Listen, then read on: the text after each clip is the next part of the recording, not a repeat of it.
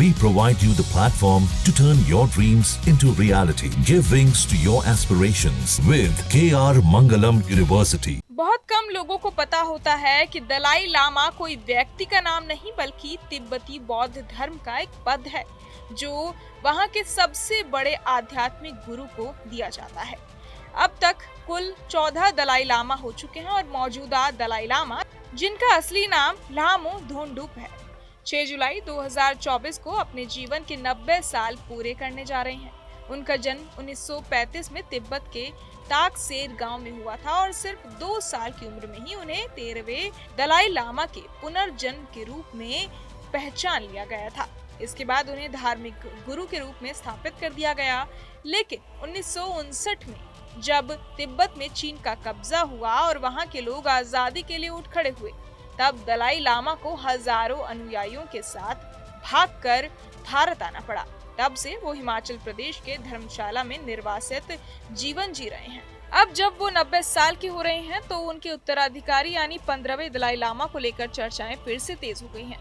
ऐसा माना जा रहा है कि 6 जुलाई को वो ये संकेत दे सकते हैं कि उनका अगला जन्म कहां और कैसे होगा। साल 2011 में भी उन्होंने कहा था कि वो 90 साल की उम्र में इस बारे में ऐलान करेंगे और यहाँ तक कि उन्होंने ये भी कहा था कि संभव है वो अपने जीवन काल में ही पुनर्जन्म ले, जिसे बौद्ध धर्म में मधे तुलुक कहा जाता है। इसी वजह से इस बार की बैठक और जन्मदिन का अवसर बहुत खास माना जा रहा है।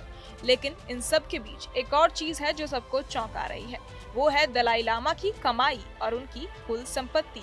मीडिया रिपोर्ट्स की माने तो उनकी नेटवर्थ करीब $150 मिलियन यानी लगभग 1300 करोड़ रुपए है। अब ये सुनकर कई लोग हैरान हो जाते हैं क्योंकि दलाई लामा एक सादा जीवन जीने वाले व्यक्ति के रूप में जाने जाते हैं, लेकिन असल में उनकी कमाई का स्रोत उनके दिए गए भाषण, लिखी गई किताबें, लोगों द्वारा दिए गए दान और उनकी छवि का मीडिया में उपयोग से मिलने वाली रॉयल्टी से आता है।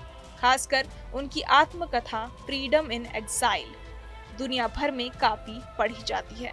हालांकि ये सारा पैसा वो खुद के लिए नहीं रखते बल्कि इसका इस्तेमाल शिक्षा, मानवता और शांति से जुड़ी परियोजनाओं में किया जाता है।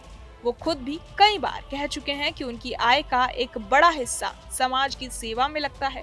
अब जब 6 जुलाई को उनके उत्तराधिकारी को लेकर कोई ऐलान हो सकता है तो दुनिया की निगाहें इस दिन पर टिकी हुई हैं। चीन भी इस पर करीब से नजर रखे हुए है क्योंकि तिब्बत पर उसका नियंत्रण तभी मजबूत हो सकता है जब वो नए दलाई लामा को अपने मुताबिक चुन पाए। लेकिन अगर दलाई लामा भारत या किसी और देश में पुनर्जन्म लेते हैं तो ये चीन के लिए मुश्किलें बढ़ा सकता है। ऐसे में ये दिन धार्मिक के साथ साथ राजनीतिक रूप से भी काफी अहम माना जा रहा है। बहरहाल इस पूरी खबर को सुनकर आप क्या कुछ सोचते हैं, हमें कमेंट बॉक्स में जरूर बताएं और बाकी तमाम खबरों के लिए सब्सक्राइब करें न्यूज़ नेशन।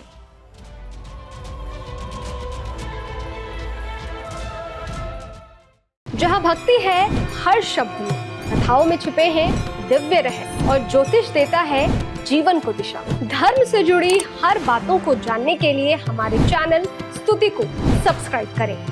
चैनल पर जाने के लिए इस लिंक पर क्लिक करें।